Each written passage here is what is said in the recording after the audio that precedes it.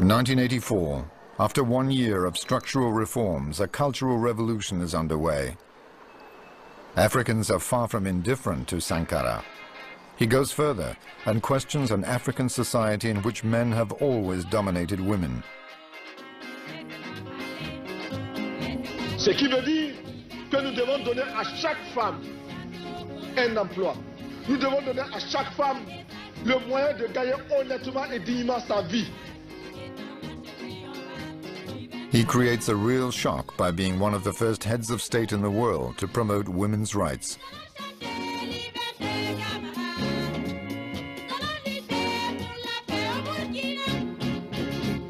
Dans les établissements, comment constatons l'émancipation des filles?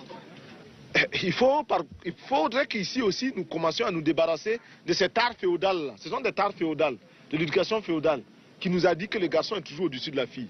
À l'école même, quand les filles sont en grossesse ou des choses comme ça, on les renvoie, n'est-ce pas? On les exclut. Mais on ne cherche même pas à savoir si le partenaire avec lequel elle a eu la grossesse là ne se trouve pas par hasard dans la classe. Et même s'il s'y trouve, on le laisse lui, le garçon. Donc le garçon peut faire autant d'enfants qu'il veut. Dès la 6e, s'il veut, il commence à faire des enfants jusqu'en terminale. On ne le renverra jamais. Mais la fille, même si elle est à 1 jour de son bac, elle fait un enfant, allez hop, allez, renvoyer. Il y a eu vraiment une politique, ou du moins l'intention de faire une politique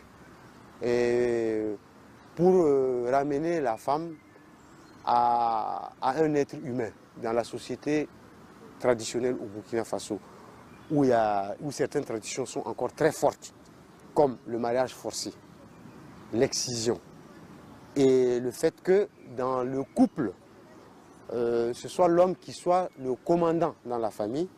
Toutes ces choses-là ont été remises en cause et il y a des pratiques vraiment rétrogrades qui ont été combattues. C'est à la faveur de la révolution que nous avons constaté des femmes engagées aux côtés des hommes avec l'avènement de la formation militaire, où on a vu beaucoup de femmes s'engager. Elles étaient en mesure de faire ce que les hommes pouvaient faire, de manipuler une arme, de marcher au pas, de porter les mêmes tenues que les hommes. Je crois que c'est le premier chef d'État africain qui a donné des postes aux femmes autres que ministre de la condition féminine. Il avait nommé ministre du plan, ministre du budget, et des femmes extrêmement compétentes, il savait les trouver. À l'occasion de la journée de la femme, le 8 mars, où Thomas a dit que c'est la journée des femmes aujourd'hui, nous allons faire l'exception. Au lieu que c'est la femme qui va tous les jours faire le marché, aujourd'hui c'est leur journée, elles vont rester à la maison et les hommes iront faire le marché à leur place. On a vu les hommes au marché acheter des tomates, des condiments et tout ce qu'il fallait pour la cuisine du jour. Et c'était bien, c'était bien. Se marrer, bon. Les hommes se plaisaient aussi. Mais ils ont pu découvrir, puisque cela a amené certains hommes à connaître les réalités des prix sur le marché. Les maris qui battent les femmes, les maris qui torturent les femmes, la patrie ou la mort. Of course, we do all kinds of work together with men, okay? Young men of my age or a little bit older, whatever. We do the same physical labor. I never felt that there's something men can do, I cannot do because I'm a woman. I never had one moment of this kind of thought. Because the whole, you call it propaganda or whatever, media representation, we see numerous heroines everywhere. People's Liberation Army women who is repairing the telephone line. That picture called I'm a Seagull, 我是海燕. And it's really strong women up there and fixing the pole, and you feel that I want to be that person. First year I was here, I was invited by American friends at home, so they asked about, Cultural Revolution was China, what you did. And so I said, I was on a farm and we worked very hard. We dug canal with our hands, bare hands. Okay, just use spade to dig and shoulder post to carry away those dirt and to build a canal. Oh, such terrible heavy labor you did. How do you feel? So, oh, I was feeling wonderful because it was so romantic to me that I was able to make great contribution to my country.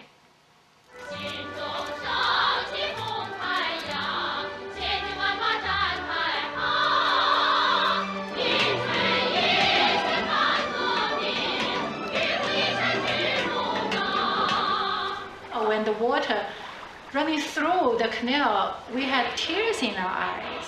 I feel that's very romantic. It made us feel like we were like those revolutionaries. Then there's Americans say, "Oh, you're so brainwashed." Oh, you don't. Yeah, you're so brainwashed. You don't know anything better. When I came to the United States, I was shocked by the not just media representation of women in this country, the actual mentality of women in this country shocked me. I remember the first year I was here, I stayed with an American family, and she had a friend come, and of course we had a conversation, asked, she said she had a daughter. I said, "Oh, what is your daughter doing?" Oh, she was so happy and so proud of her daughter. "Oh, she's a cheerleader." I said, "What is cheerleader?" I didn't understand it was cheerleader, but I was very interested in leader, you know. To think about cultural revolution has appeared the cultural wasteland is really misperception of the period. Now think about the greatest music, operas, novels, films, and also sculpture, especially painting. All these arts flourished. How to change the culture, that's what cultural revolution is about. Jiang Qing top one said you can't only get rid of the old, because the old is always there, because that's a tradition. So that's why they came up with the slogan that is, we have to combine the old with the new, that we use Peking opera as a form and we gave a new content. So in the traditional story, yeah, the previous, the original story, the white-haired girl is a victim. Right. The white-haired girl herself doesn't have much fighting spirit at all. She was raped by the landlord and got pregnant.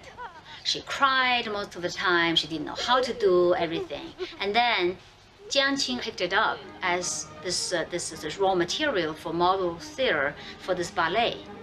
What is deleted from the ballet is this girliness, this weakness, dependency.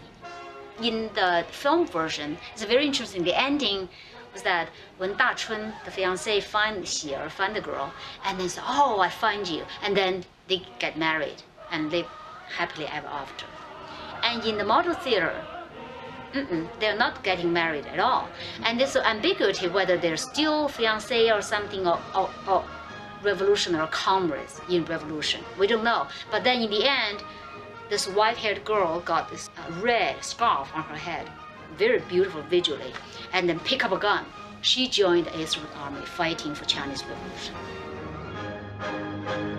To produce engineers and technicians for the new society, training was expanded. And the communists said women should have equality with men, with equal pay. Ella Shistya was one of a new generation of women. Когда Ленин сказал, стране нужна электрификация, а коммунизм это советская... When Lenin said that communism is Soviet power plus electrification, I decided that I should become an electrical engineer, that was my holy duty. And I didn't want to just draw up plans, I wanted to build an electric power station. That was my mission, and I achieved it. Она давала мне... The revolution gave me the right to feel equal to any man. It gave me the right to work, to study what I wanted to study. Она давала мне право трудиться, учиться так, как я хочу. Yodorova was held up as an example to others.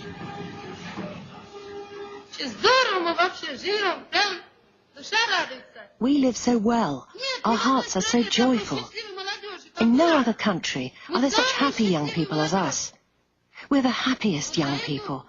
And on behalf of all young people, I want to thank our party and our dear comrade Stalin for this joy that we have.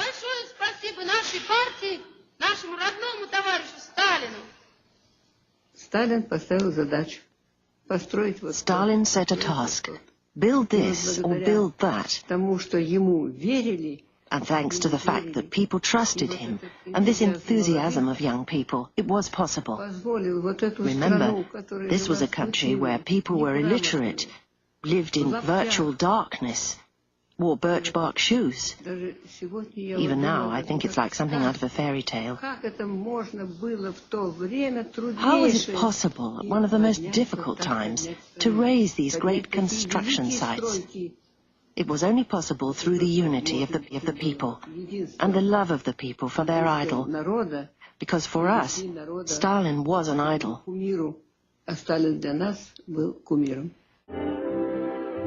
Teams of young activists were sent to the country.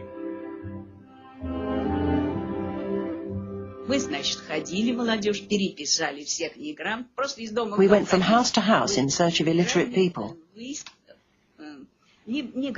We made a note of their names. We then found suitable rooms to hold classes in. Learning to write would open new doors for those trapped at the bottom of society. One woman who couldn't attend classes because of her child at home was helped by Anastasia Denisova. Я сказала, что вот тебе учебник, вот будешь заниматься. I said, here's a textbook for you. I'll come to you so you can learn to read at home. I remember vividly that when the baby cried, she carried on writing with one hand while she rocked him with the other. She was so keen to study. I'll always remember her striving for knowledge and enlightenment. It was immense. Well, is the condition of women any better under socialism? What little there is left? Well, having understood the functional relationship between female subjugation and class domination, many socialists anticipated that with the destruction of class society, that sexism would pass away. Men still tended to dominate the top associations and institutions and the top leadership positions. Still, I want to say that the transformations that did take place in communist and other revolutionary societies did benefit women significantly, and they represented a dramatic change in the condition of their lives from the often horrible, utterly horrible oppressions they suffered in the pre-revolutionary society. In countries like, reactionary countries like Poland, Bulgaria, China, Cuba, Russia, I mean, once the revolution came in, you found female educational levels rose dramatically. Women could enter professions which they had been previously barred from. They dramatically increased their numbers in party and parliamentary affairs to a far greater extent than in Western legislators and Western parliaments. They enjoyed improved health care, especially prenatal and postnatal care, child care assistance, legal abortions, which, by the way, have just been outlawed in Poland and in East Germany for all effects, except for some very rare, restricted measures. The Marxist government of South Yemen abolished child marriages. Many of these countries also introduced egalitarian divorce laws. In all these countries, women were guaranteed a right to a job.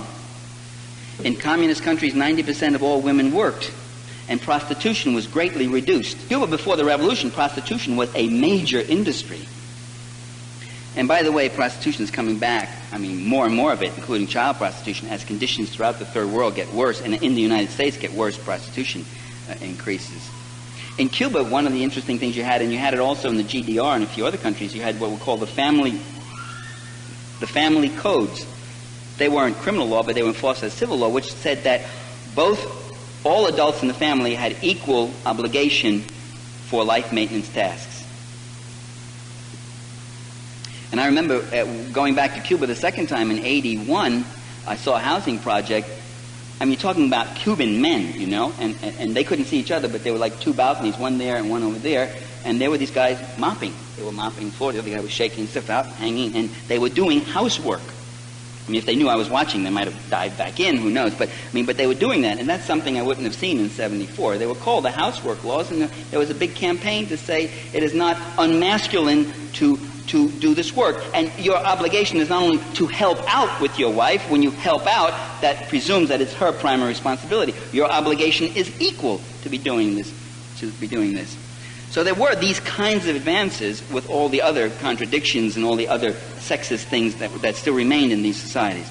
Now, with the collapse of communism and the restoration of capitalism in Eastern Europe and the former Soviet Union, women are now tasting the blessings of the free market. They are now the first fired and the last hired. 70% of unemployed women in East Germany and in the former Soviet Union, a very high percentage of them professional women with college educations, 70% of unemployed people are women in these countries. 70%. So unemployment has hit women much harder, even harder than men, and it's hit men pretty hard too. Now new positions and training opportunities go to men first. Women also have lost all those other services, free child care services, paid maternity leave, paid leave to tend to sick children. And the loss of those things create further obstacles to female employment. The effects of the reemergence of capitalism in the former communist countries have been catastrophic for the condition of women.